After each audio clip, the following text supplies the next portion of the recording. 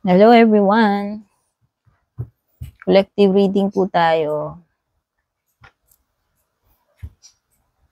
Check natin ano yung mga energies.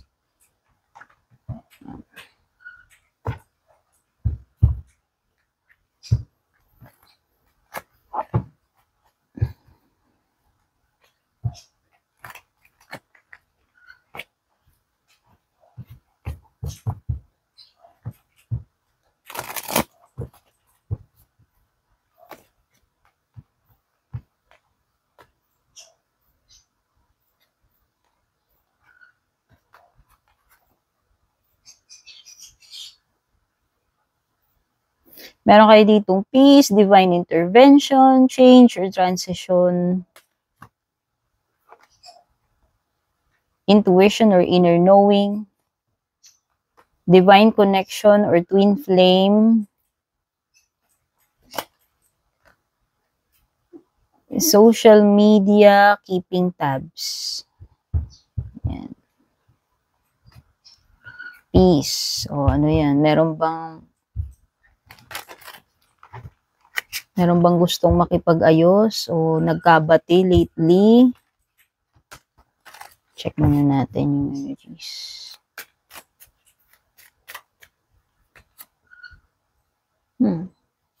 Oh, actually may nag-iisip dito.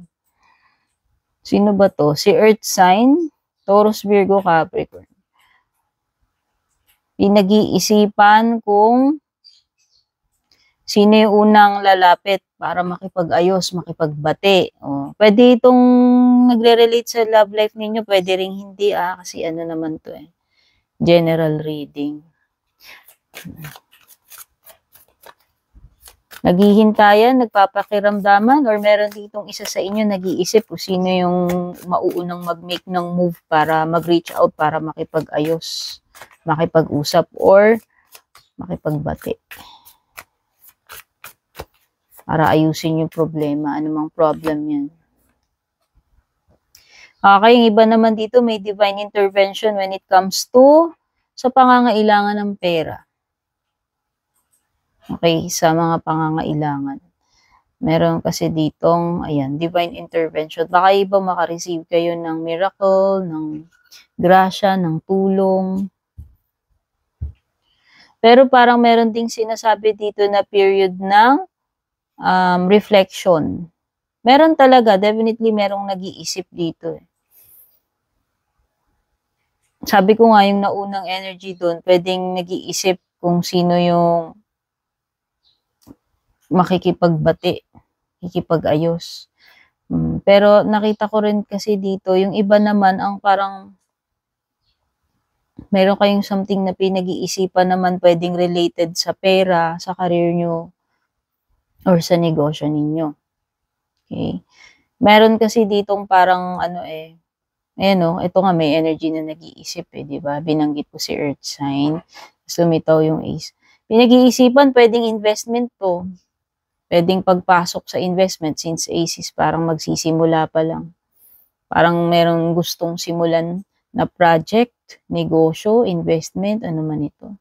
Or something, anything na related sa material or pera yan.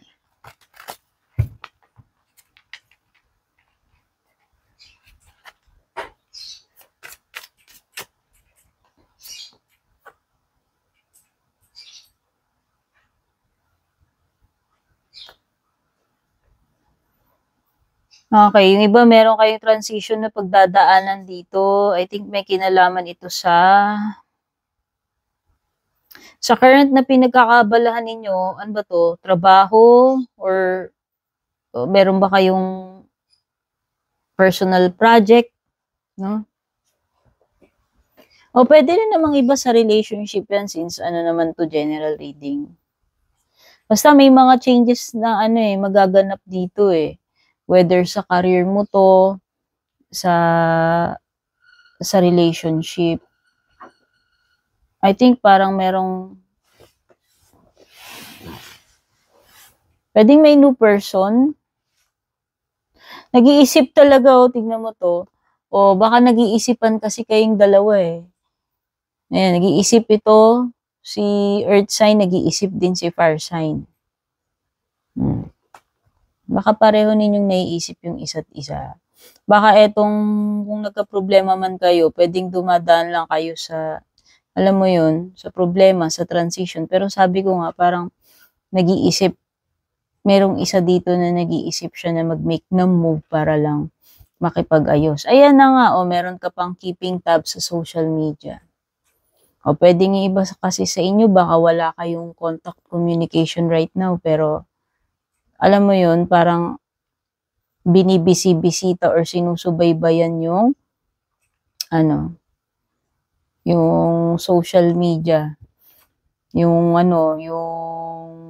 social media apps doon, kumbaga doon sumusulyap doon sumisilip-silip Ayan someone here is keeping tabs, whether ikaw yan o yung person. And parang sinasabi kasi dito, pwedeng twin flame. Usually kasi pag twin flame, meron kayong may growth na nagaganap sa inyo and mini-mirror ninyo yung isa't isa. So, pwedeng nandun kayo sa period na usually magiging very close kayo, tapos magse-separate. Alam ko ganun yung setup ng mga twin flames Okay, nagtatagpo and then naghihiwalay uli.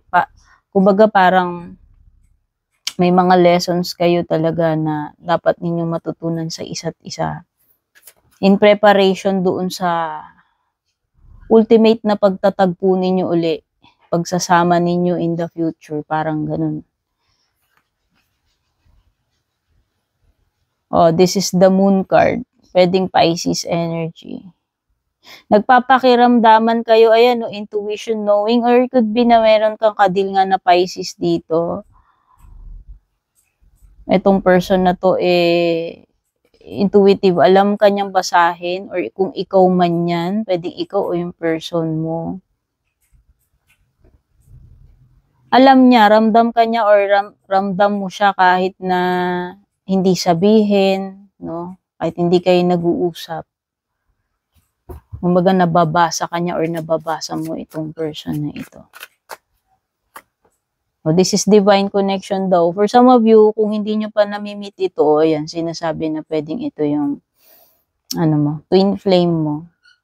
Kasi minsan hindi pa kayo magkasama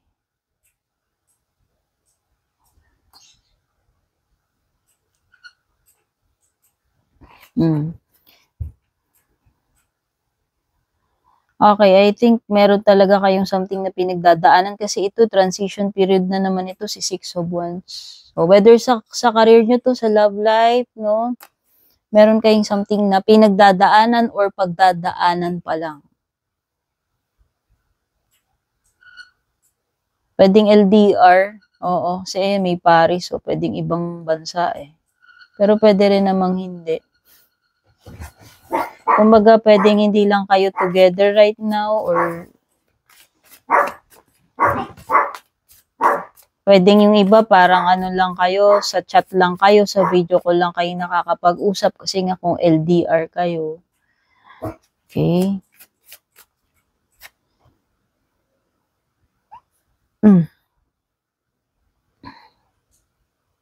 Okay. So, nakikita ko dito is parang magmi-meet din kayo nitong person na to one day Pwede nga LDR. Pwedeng hindi kayo together.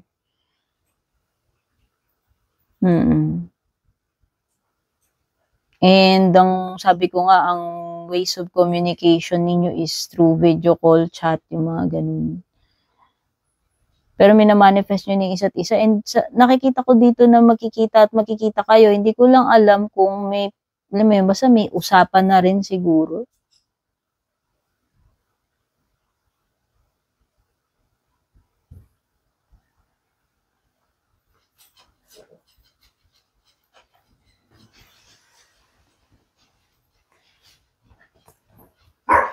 Check natin yung iba pang energies.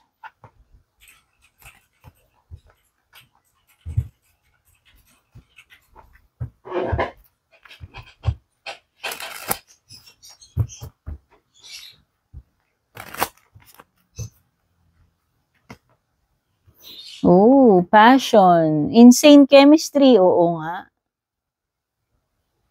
Oo nga, ano 'to, puwedeng twin flame mo nga siya. Kakaiba yung connection ninyo nitong person na ito, eh.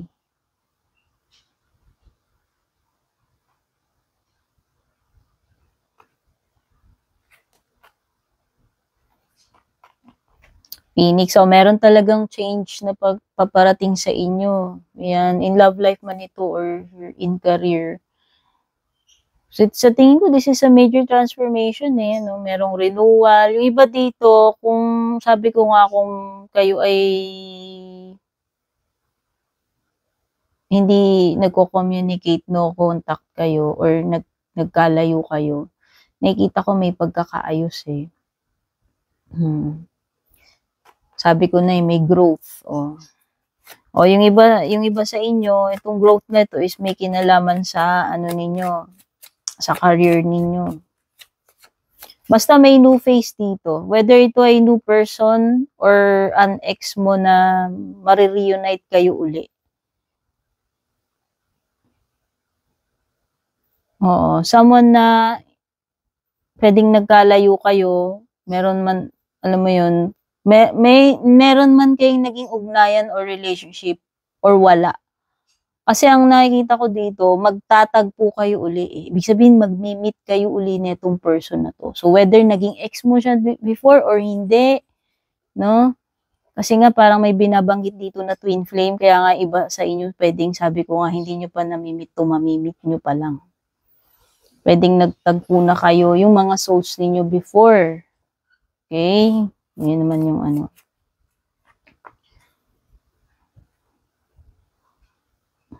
Oo nga. Yung iba, okay.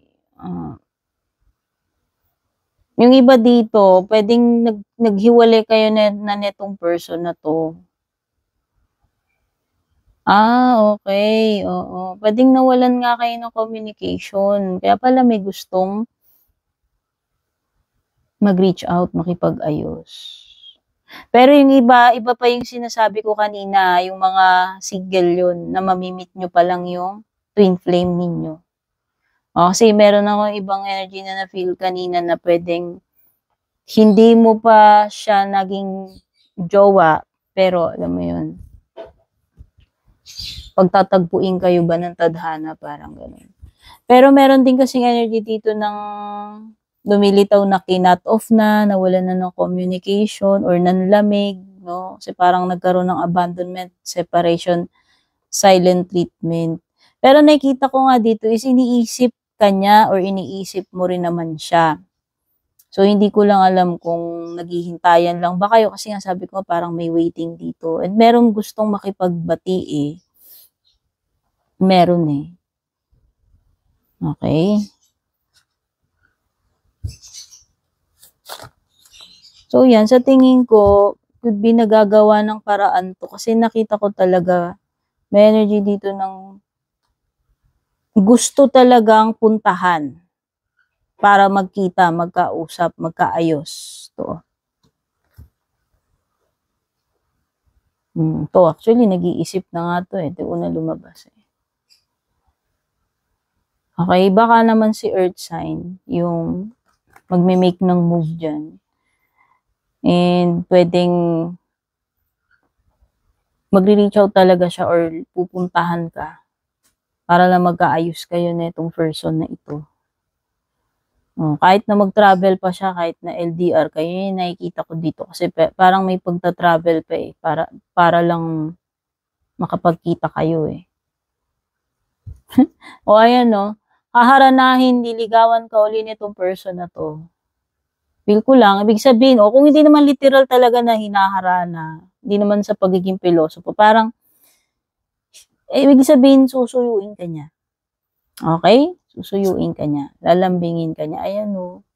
Parang ano eh, magliligawan kayo uli nitong person na to. Promise. Ayan siya o.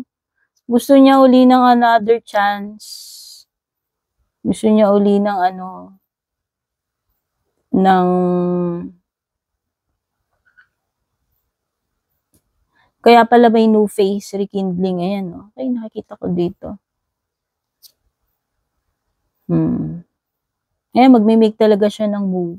So, dito sa mga bottom ng cards mo, yun yung mga nakikita ko na gagawa talaga ng way. Itong person na to, na makapag-reach out sa sayo and magkaayos kayo. To the point na susuyuin ka niya, liligawan ka niya, no? Mag-e-effort, in short. Okay, so yan yung inyong reading. Thank you so much for watching at don't forget to like, follow, or subscribe.